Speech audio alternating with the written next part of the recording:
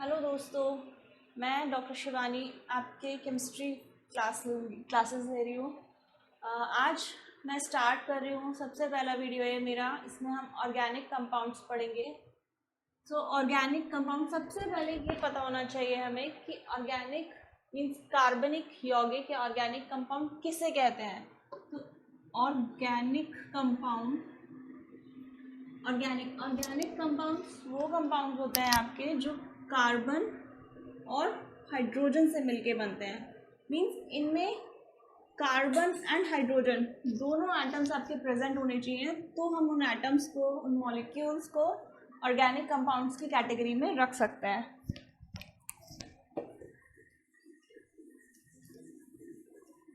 इसके बाद अब हम ये जानते हैं कि ऑर्गेनिक कंपाउंड्स किसे कहते हैं, तो हमें ये भी पता होना चाहिए कि ऑर्गेनिक कंपाउंड्स कितनी तरह के होते हैं। तो क्लासिफिकेशन ऑफ ऑर्गेनिक कंपाउंड,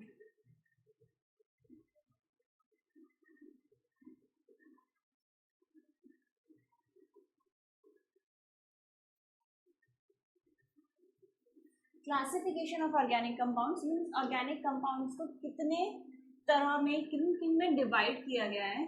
तो फर्स्ट ऑफ ऑल ब्रॉडली हम ऑर्गेनिक कंपाउंड्स को 2 पार्ट्स में डिवाइड करते हैं। पहला होता है आपका साइक्लिक और चेन स्ट्रक्चर, साइक्लिक और चेन। दूसरा होता है ओपन चेन। अब हम एक एक करके समझेंगे कि ओपन चेन क्या है एंड साइक्लिक क्या है।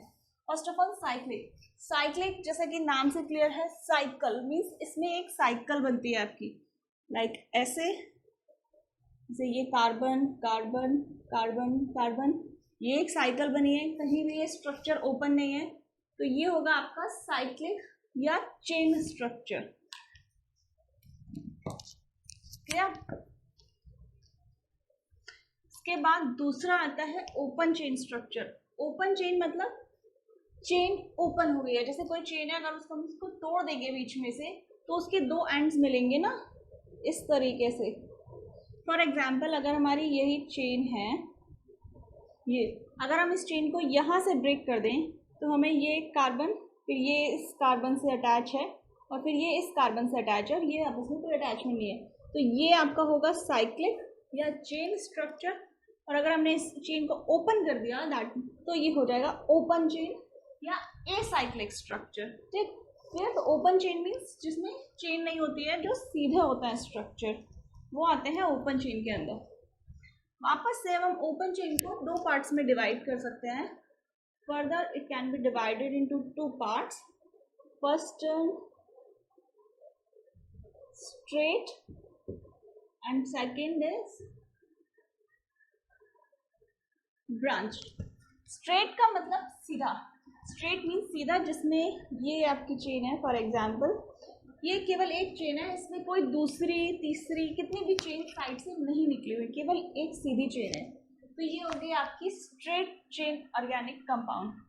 सेकेंड है ब्रांच। ब्रांच का मतलब जैसे ये आपके स्ट्रेट चेन है, इस स्ट्रेट चेन में अगर हम यहाँ से और कार्बन जोड़ दें, फॉर एग्जांपल हम यहाँ भी एक कार्बन जोड़ दें, हम यहाँ भी एक कार्बन, फिर यहाँ, तो ये इस स्ट्रेट चेन के अंदर ये एक ब्रांच निकली है, ये एक ब्रांच निकली है। जैसे कि एक पेड़ में सीधा तना होता है, उसमें फिर यहाँ भी टहनी निकली होती है, यहाँ भी ब्रांच निकली होती है, तो ये जस्ट लाइक स्टेम है, सीधा पेड़, और ये आपका जिसमें से ऐसा पेड़ है जिसमें ये स्टेम है एंड ये उसमें से ब्रांचेस निकली हुई हैं, तो ये आपका स्ट्रेट चेन और ये ब्रांच चेन स्ट्रक्चर।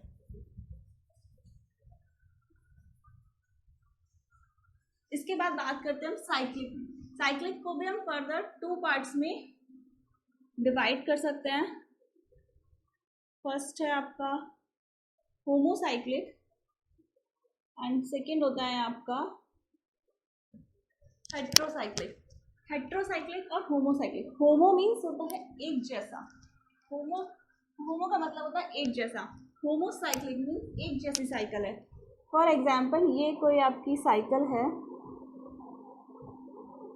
ठीक, इसमें ये जो साइकिल बनी है ये 1 2 3 4 और 5 कार्बन से मिलके बनी है।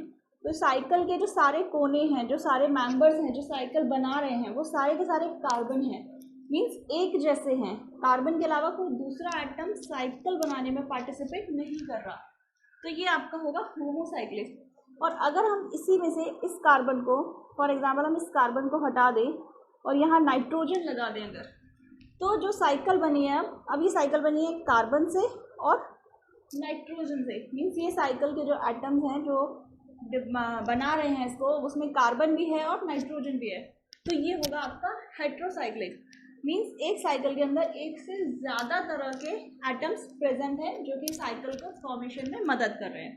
तो क्लियर, होमोसाइक्लिक मीन्स एक ही तरह के कंपाउंड, एक ही तरह के एटम से वो साइकिल बनी है, एंड हेट्रोसाइक्लिक मीन्स एक से ज़्यादा तरह के एटम से उस साइकिल का फॉर्मेशन हुआ है।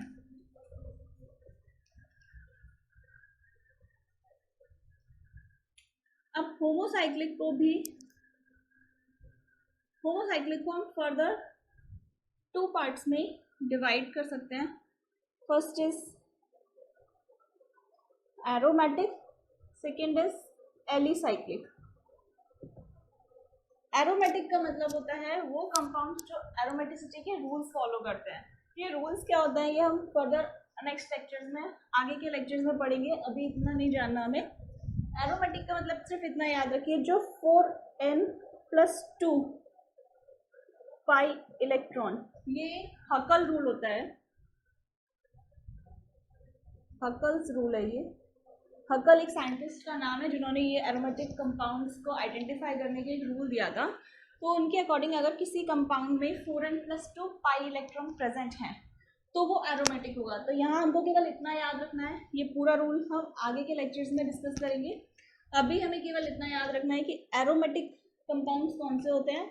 एरोमेटिक कंपाउंड्स वो होते हैं जो 4n+2 पाई इलेक्ट्रॉन्स के रूल को फॉलो करते हैं। तो वो साइक्लिक कंपाउंड्स जो 4n+2 पाई इलेक्ट्रॉन्स को फॉलो करते हैं, ओबे करते हैं, वो होते हैं आपके एरोमेटिक कंपाउंड्स। और एलिसाइक्लिक जो एरोमेटिक नहीं है वो एलिसाइक्लिक। तो क्लियर?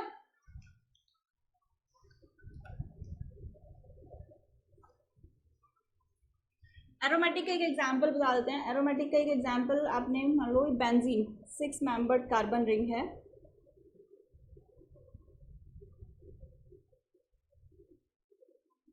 ये आपकी 6 मेंबर्ड कार्बन रिंग है। यहाँ पे 1 2 3 पाई इलेक्ट्रॉन्स हैं, 3 पाई बॉन्ड हैं। That means 1 pi bond is equal to होता है 2 पाई इलेक्ट्रॉन्स के। तो यहाँ 1 2 3 पाई बॉन्ड्स हैं, तो आपके 3 बॉन्ड, दैट मीन्स आपके 6 इलेक्ट्रॉन्स हुए।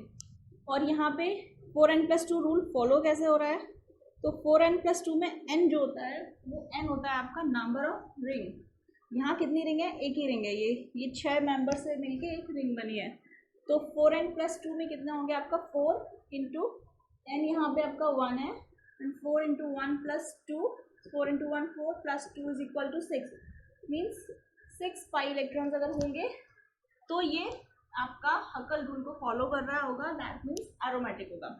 अगर हम स्ट्रक्चर देखें तो 1 2 3 पाई बॉन्ड्स हैं, that means 1 pi bond is equal to 2 pi electrons. तो आपके 6 इलेक्ट्रॉन्स हुए as per structure, as per formula 6 होने चाहिए थे, that means both are equal. तो ये जो कंपाउंड है जिसे हम बेंजीन बोलते हैं, ये आपका हकल रूल को फॉलो करता है, दैट मीन्स ये एरोमेटिक है। ठीक है। और दूसरा एलिसाइक्लिक कौन से कंपाउंड्स होते हैं? एलिसाइक्लिक वो जो एरोमेटिक नहीं है वो एलिसाइक्लिक। सीधा सा फंडा एलिसाइक्लिक कंपाउंड को समझने का ये है कि हम एरोमेटिसिटी चेक करते हैं। अगर कोई कंपाउंड एरोमेटिक है तो इस कैटेगरी में आता है, अदरवाइज वो इस कैटेगरी में आता है। ठीक, तो थैंक यू। तो ये आपका क्लासिफिकेशन ऑफ ऑर्गेनिक कंपाउंड्स है जो इस लेक्चर में कंप्लीट हुआ है। Today is my first video. अगर आपको पसंद आया देन प्लीज़ लाइक शेयर, और आपके जो भी क्वेश्चंस हैं, जो भी डाउट्स हैं, इस वीडियो के नीचे कमेंट कर सकते हैं। मैं पूरा कोशिश करूँगी उनके आंसर करने की। And please subscribe my channel. Thank you, bye bye.